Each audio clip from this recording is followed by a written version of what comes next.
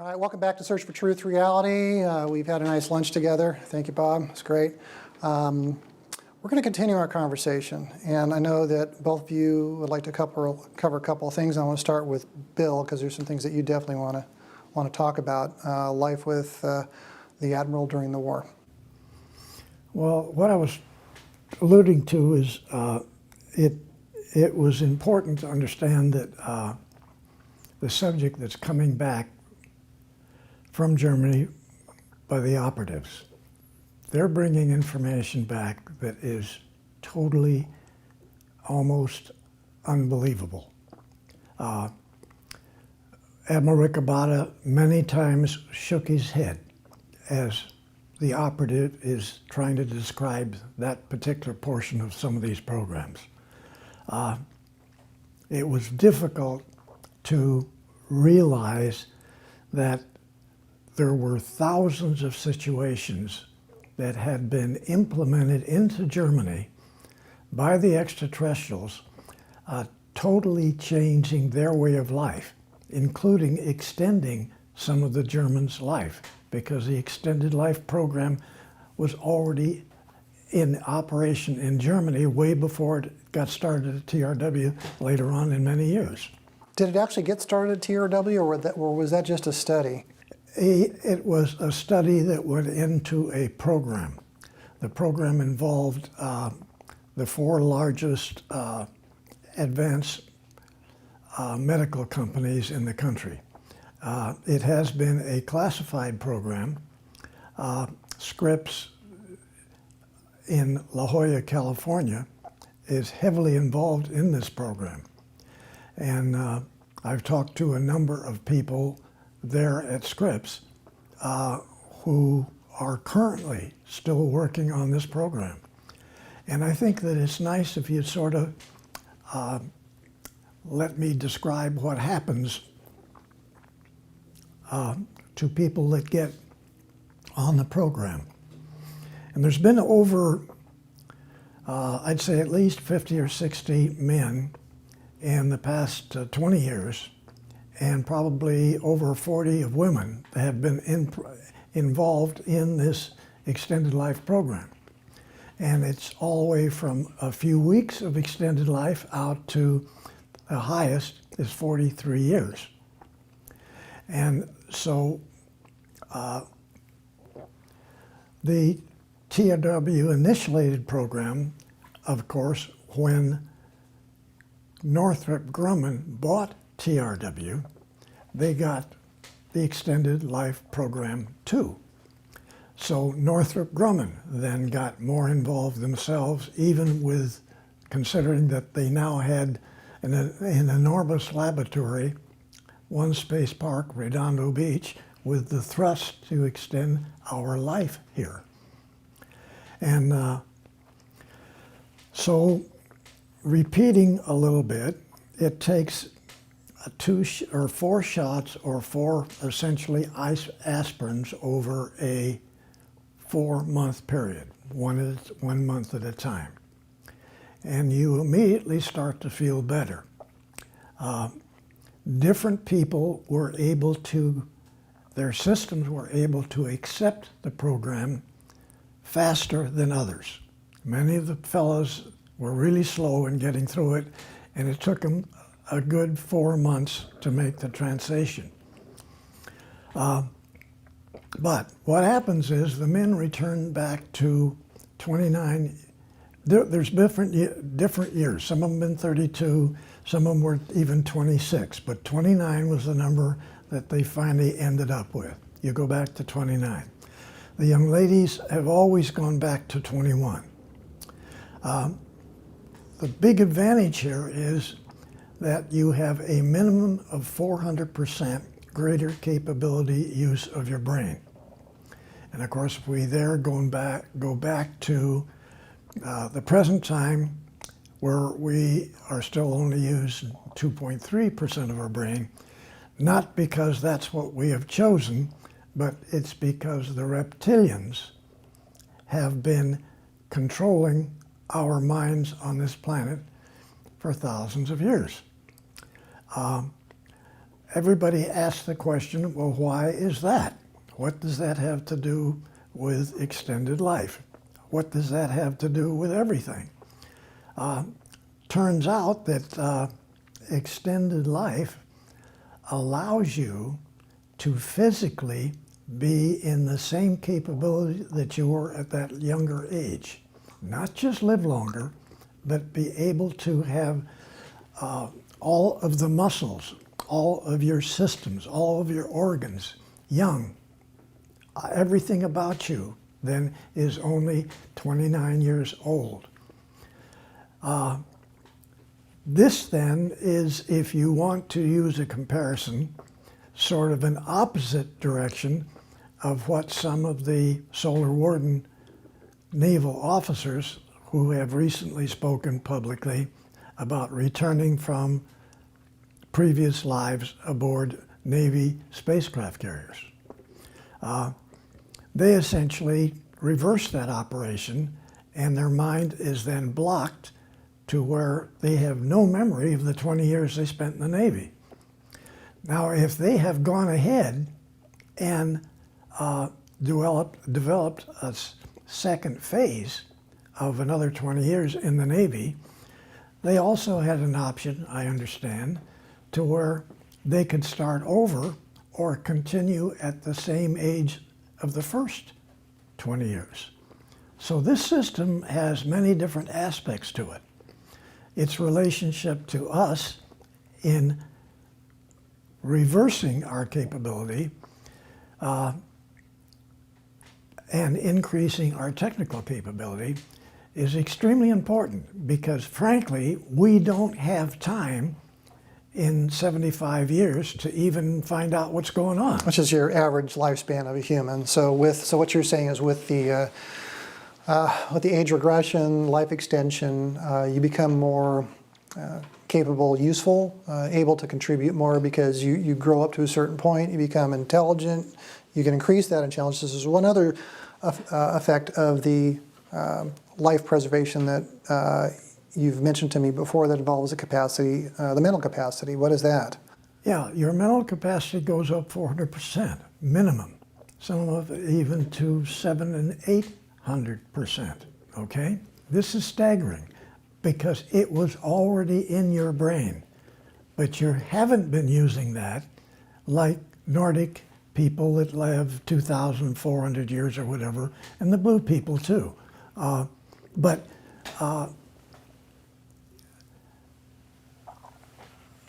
not being able to live that long restricts the use of the brain that you do have, and for the reptilians to be controlling our brain capability, that's one thing, but to prevent us from living longer, I guess you have to ask the question, well, why would they do that?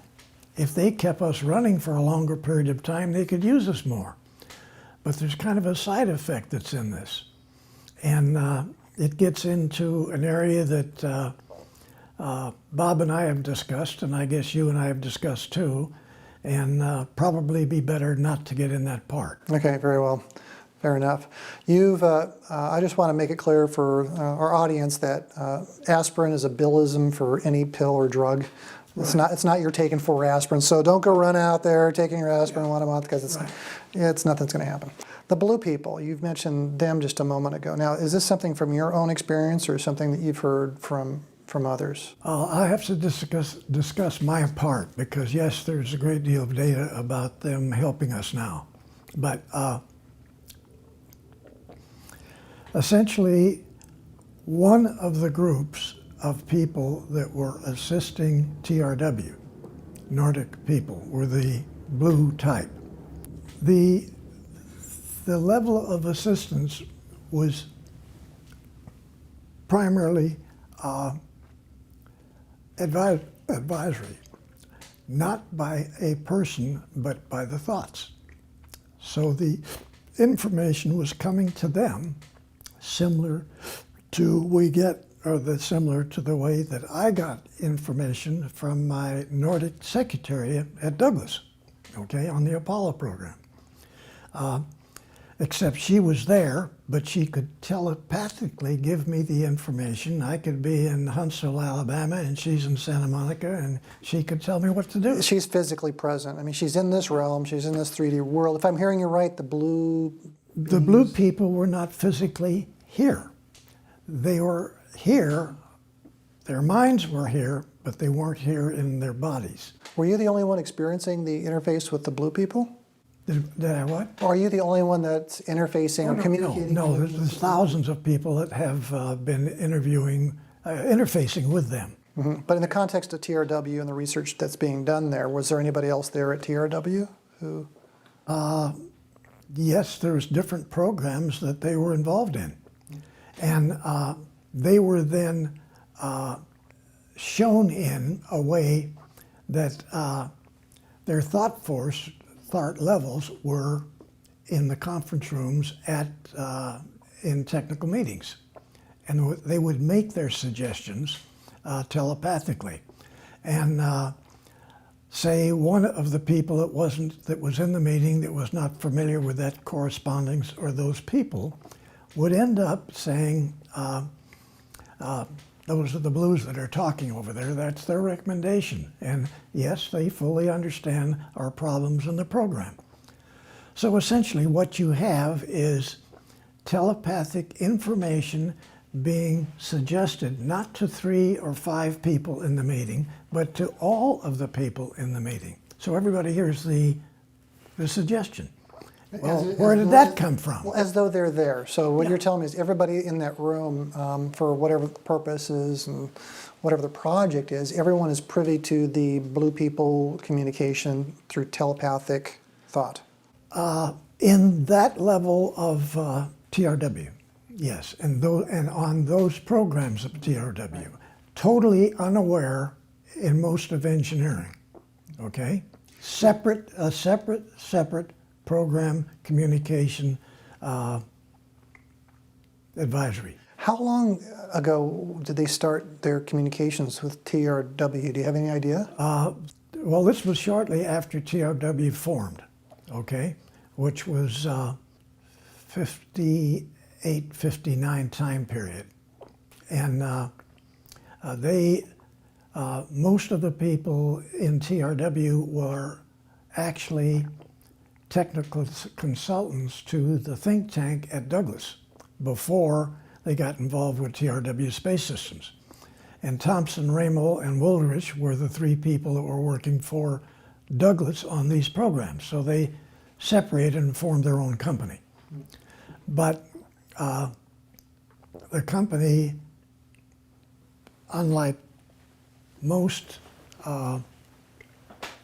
think tank organizations, was able to essentially come up with a requirement. The monies would be unlimited to study that program, so they do a brief program study on it, and then if it appeared to be something that was plausible, funds would just be flowing out. We have never had a problem getting money to implement different programs or different systems, medical systems, space systems, commercial systems, because we even had, like at Douglas, we had commercial space systems in design and development at TRW too.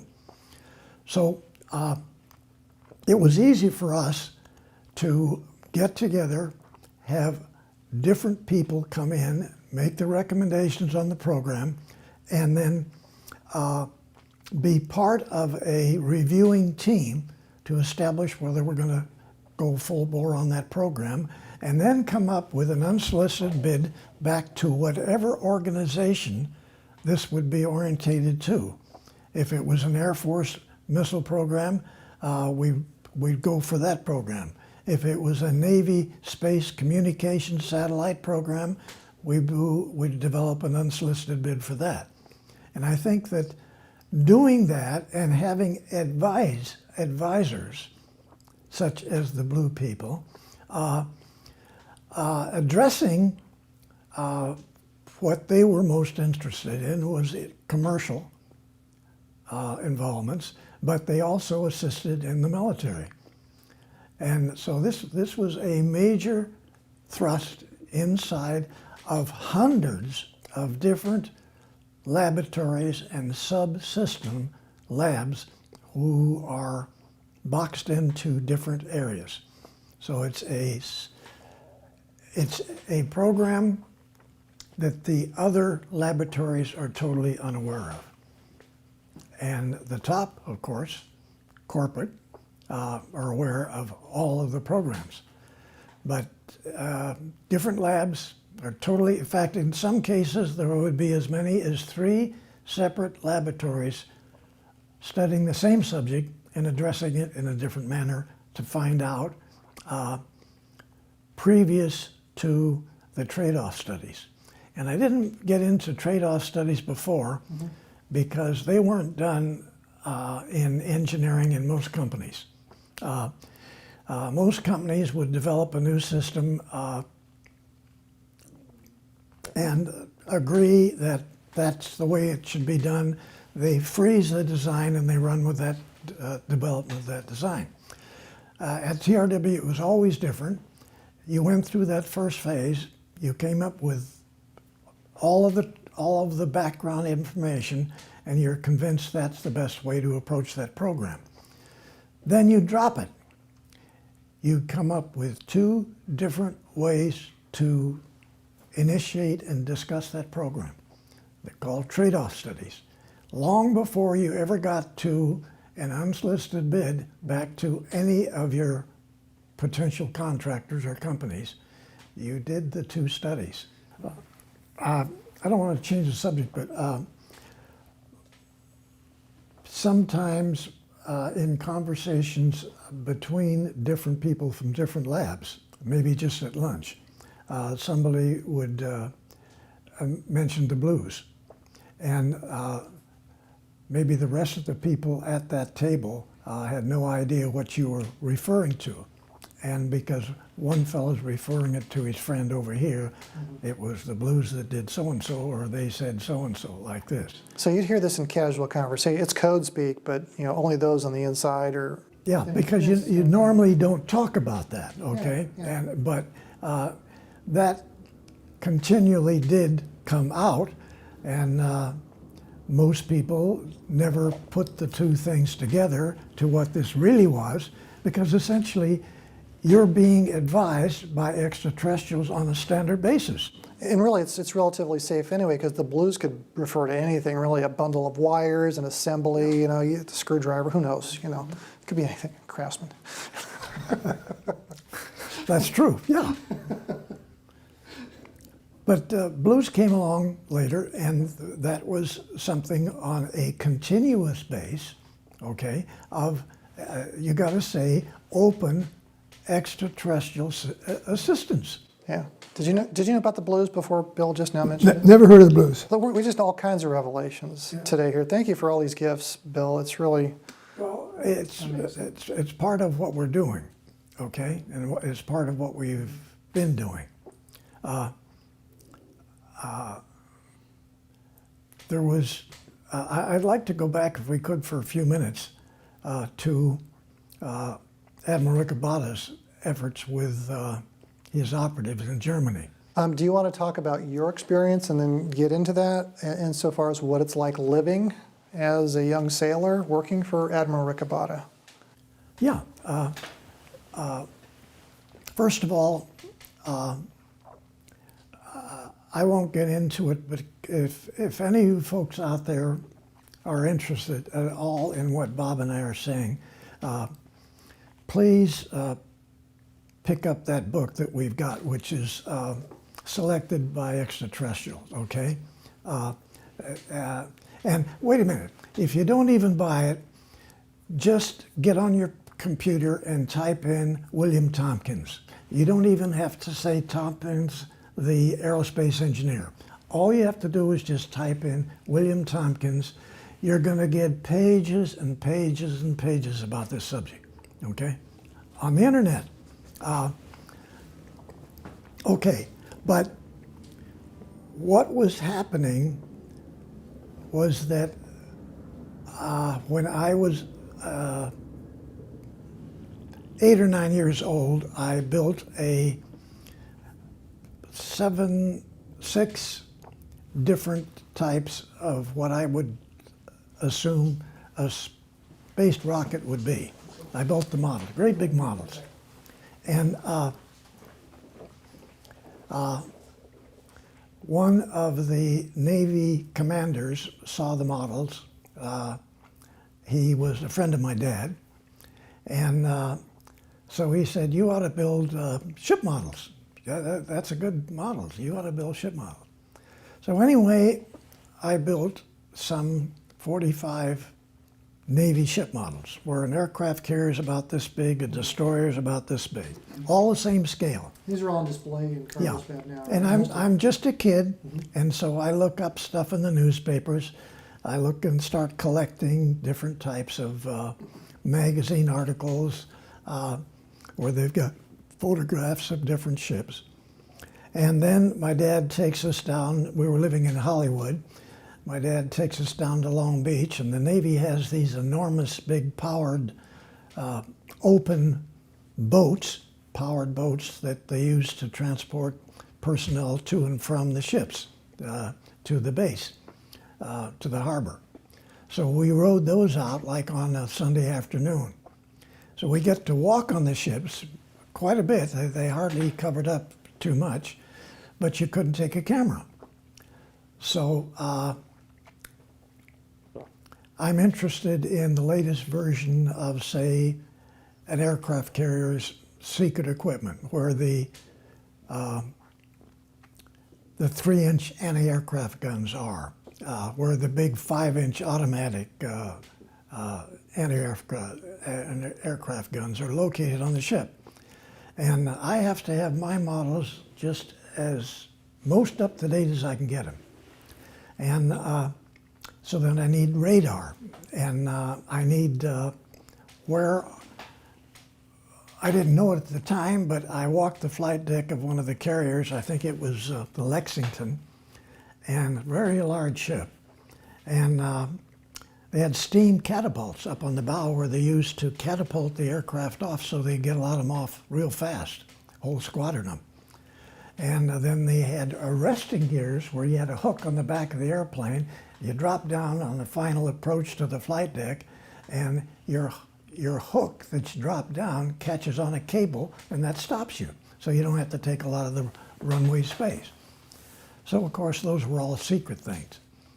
So I walk the deck, and I have a little pad, and I make a sketch of that, how big it is, where it's located, and this sort of thing. And then radar was a problem.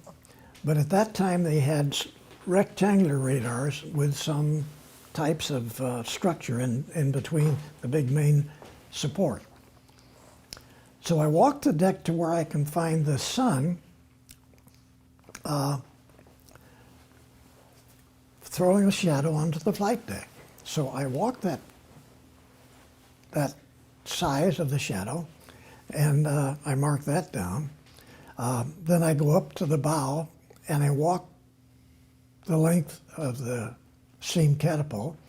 And when I get home, I make perspective drawings of this, and then 3 view drawings of these, so that I can add these onto the ship. This is all from, a lot of the stuff's from memory as well, so it's from your memory and, as I understand it, and your drawings. Yeah, and so then I make the drawings. And so publicity sort of got out on the ship models, and there was a couple of articles in the newspaper.